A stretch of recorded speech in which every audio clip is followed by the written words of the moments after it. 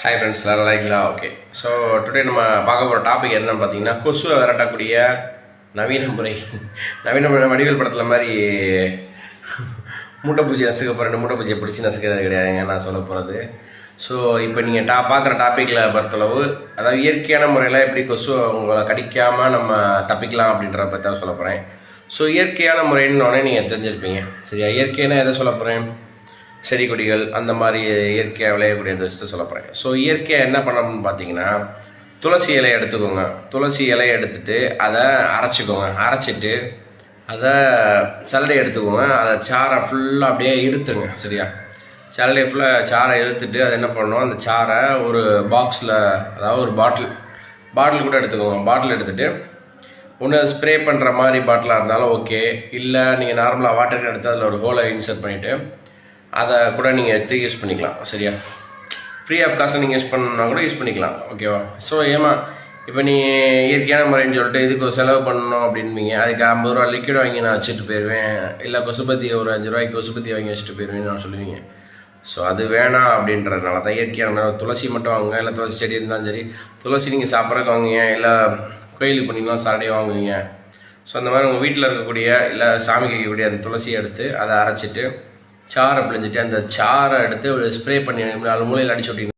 இப்போ நான் சொல்வது பார்த்தீங்கன்னா, கொசு வரக்கூடிய நம்பர் 2 மெத்தட் ஓகே. நம்பர் 2 என்னென்னு பார்த்தீங்கன்னா, வேப்ப எண்ணெய் தாங்க.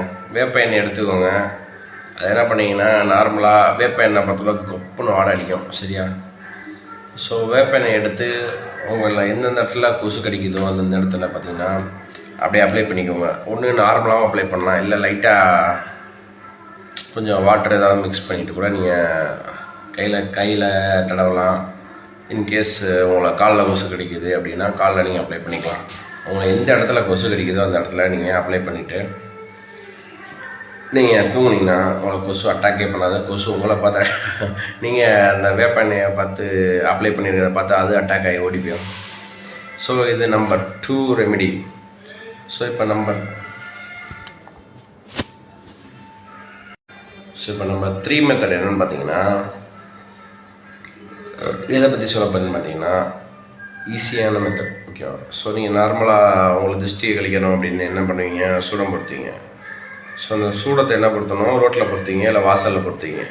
நான் சொல்லக்கூடிய மெத்தட் என்னென்னா, அவங்க டோரை ஃபுல்லாக க்ளோஸ் பண்ணிக்கணும். க்ளோஸ் பண்ணிவிட்டு அதுக்கப்புறம் நீங்கள் என்ன பண்ண போகிறீங்கன்றது தான் ஹைலைட். ஸோ இது அடுத்த இப்போ வீடியோவில் மென்ஷன் பண்ணுறேன், பார்த்துக்குவோம். சூடத்தை எடுத்து கூட டோரை பொட்டி கூடான்றேன் அப்படின்னு வெயிட் பண்ணுங்கள், அடுத்த வீடியோவில் பாருங்கள். ஸோ இப்போ நான் சொல்ல போகிறது 3rd மெத்தட் ஓகேவா. ஸோ வெயிட் பண்ணதுக்கு நன்றி. ஸோ 3rd மெத்தடில் நீங்கள் பண்ண வேண்டியது என்னென்னு பார்த்தீங்கன்னா, டோரை ஃபுல்லாக க்ளோஸ் பண்ணிடுங்க ஓகேவா. க்ளோஸ் பண்ணிவிட்டு ஒரு சூடம் ஓகேவா, சிங்கிள் சூடம் இல்லை 2 சூடம் எடுத்துக்கோங்க. எடுத்துகிட்டு வீட்டுக்கு, அதாவது வீட்டில் பொறுத்தணுங்க. அது வீட்டில் பொறுத்தா தலையில் பொறுத்திடாதீங்க. ஸ்டாண்ட் இருக்கும், ஸ்டாண்டில் எடுத்து பொறுத்திக்கோங்க சரியா. பக்கத்தில் பற்றக்கூடிய பொருள் எதுவும் வச்சுக்காதீங்க. கேஸு, இன்கேஸு ஆயில் அந்த மாதிரி எதுவும் ஐட்டம் வச்சுக்காதீங்க சரியா. ஸோ நார்மலாக ஒரு இடத்த வச்சுட்டு கற்பூரத்தை ஏற்றிடுங்க. கதவை டோரை ஃபுல்லாக க்ளோஸ் பண்ணிட்டு தான் நீங்கள் ஏற்றணும். க்ளோஸ் பண்ணிவிட்டு கற்பூரம் எரிஞ்சிட்டு அப்படியே அமர்ந்துட்டோம் சரியா. அமர்ந்ததுக்கப்புறம் என்ன பண்ணணும், டோர் க்ளோஸ் பண்ணிட்டு தாங்க அந்த அப்போ ஒரு ஸ்மெல் வரும் சரியா. அந்த ஸ்மெல் உங்கள் ரூம் ஃபுல்லாக ஸ்ப்ரெட் ஆகிரும். அதுக்கப்புறம் நீங்கள் டோரை ஓப்பன் பண்ணிவிட்டு அந்த கற்பூரம் நீங்கள் ஏற்றின ஸ்டாண்டை ஒரு ஓரமாக எடுத்து வச்சுக்கோங்க சரியா. எடுத்து வச்சுட்டு அதுக்கப்புறம் ஃபர்தராக நீங்கள் படுத்து போனீங்கன்னா கொசு உங்களை அட்டாக் பண்ணவே பண்ணாது சரியா. இதுதான் நான் சொன்னதில் 3rd ரெமெடி. ஃபஸ்ட்டு துளசி சொல்லியிருக்கேன், அண்ட் 2nd ஒன் வேப்ப எண்ணெய்.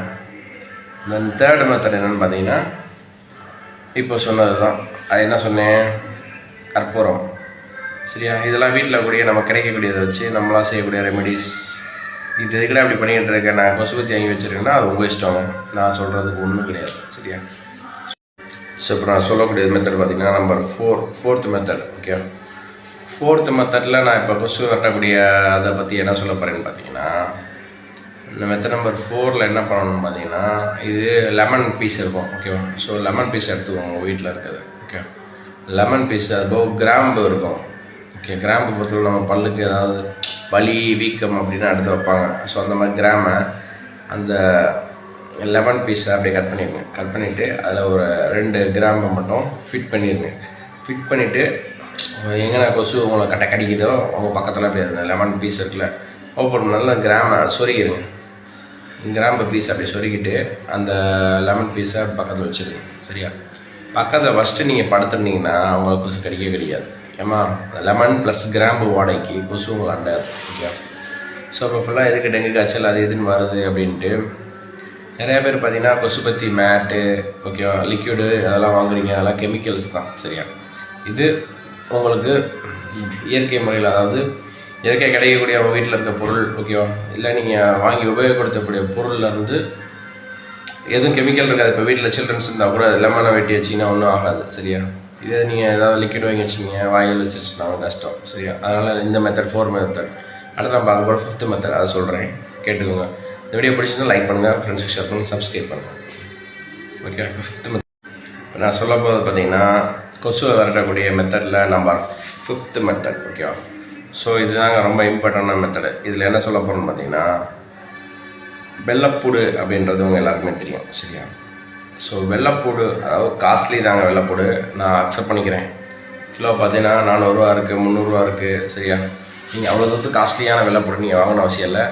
வீட்டில் கிடைக்கக்கூடிய பக்கத்தில் பார்த்தீங்கன்னா பழசக்கல்ல விற்பாங்க, 5 ரூபாய்க்கு கிடைக்கும். சரியா? அதில் பார்த்தீங்கன்னா 2 பீஸ் இந்த மாதிரி வெள்ளைப்பூடு இல்லை 3 பீஸ் கிடைக்கும். சரியா? அந்த மாதிரி வெள்ளைப்பூடை வாங்கி யூஸ் பண்ணிக்கோங்க. அது மாதிரி கிடைக்கக்கூடிய 5 ரூபாய்க்கு கிடைக்கக்கூடிய 2 பீஸ் இல்லை 3 பீஸ் கிடைக்கும். அந்த மாதிரி வெள்ளைப்பூடை வாங்கிட்டு அது என்ன பண்ணீங்க நசிக்கிருங்க, நல்லா நசிக்கிருங்க. வெள்ளைப்பூடை நல்லா நசிக்கிட்டு நீங்கள் என்ன பண்ணணும்னு பார்த்தீங்கன்னா அதை அப்படியே நல்லா நசுக்கிட்டு அந்த வடிவேல் படத்தில் கட்டுறவன் நங்கு நங்கு நங்கு நங்குன்னு குத்து உரலில் வச்சு குத்துணும். அந்த மாதிரி குறைக்கி நல்லா எடுத்துகிட்டு அதை அப்படியே சார் பிழிஞ்சிட்டு அதை லைட்டாக தண்ணியை மிக்ஸ் பண்ணிக்கோங்க. மிக்ஸ் பண்ணிவிட்டு பாட்டில் ஓகே ஸ்ப்ரே பண்ணுற மாதிரி பாட்டில் எடுத்துக்கோங்க. இல்லைன்னா ஃபர்தராக பார்த்தீங்கன்னா நீங்கள் இது பண்ணிக்கலாம், நம்ம வாட்டர் கேனில் கூட ஊற்றிட்டு லைட்டாக ஒரு ஹோல்ட் பண்ணிவிட்டு எந்தெந்த இடத்துல இப்போ கொசு வரும் வாசப்படி அப்படின்னு நமக்கு தெரியும் அந்த இடத்துல ஸ்ப்ரே பண்ணி விட்டிங்கன்னா கொசு வராது. சரியா? இதுதான் 5th மெத்தட். ஸோ இந்த வீடியோ உங்களுக்கு பிடிச்சிருக்கேன் மறக்காம லைக் பண்ணுங்கள், உங்கள் ஃப்ரெண்ட்ஸுக்கு ஷேர் பண்ணுங்கள், சப்ஸ்கிரைப் பண்ணுங்கள். பாய். மேலும் உங்களுக்கு தேவையான தகவல் என்ன வேணும்னு கமெண்ட் பண்ணுங்கள், நான் பண்ணுறேன்.